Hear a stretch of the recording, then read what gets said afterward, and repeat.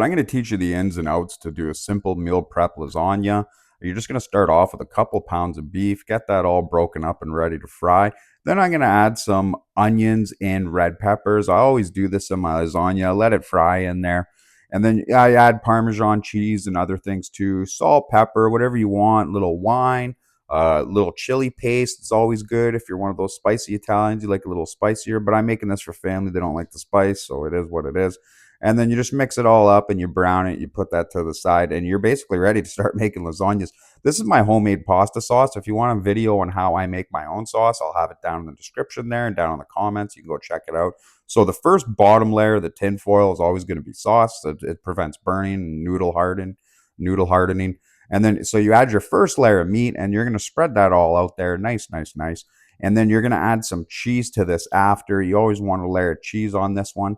And I do mine a little bit different on the next layer, but I'll tell you more about it when we get to that. So you're just going to add in another layer of noodles, more sauce. You want to make sure these noodles are covered in sauce because, like I said, you don't want any of this getting hard while it's in there. And especially around the edges, too. Like the middle is very important, but try to get around all the edges, too, because the edges still can get a little hard. And then we go in, we put in another layer of meat. Now, after this layer of meat, what you're actually going to want to do is you're going to want to put maybe some cream cheese, a different kind of cheese, mozzarella cheese, or more cheese. Now, to keep this down on the fat intake and everything like that, actually don't put a layer of cheese here. I already got one layer of cheese and I put one on the top. That's enough cheese for me. Most people don't do that though. They add a layer of cheese right there. So I just wanted to clarify that. And now for the last layer, this is where we usually put the most sauce. You're going to see I really loaded up there. Uh, it takes quite a bit of sauce to make one of these. Depends on how big you're making. Like if you're making a really big one for a family of more, you're going to definitely want more sauce than what I used in just this one. You got to think I used two of those bowls because I made two of these lasagnas. And then, like I said, I just top it off with some cheddar cheese and some green onions on the top.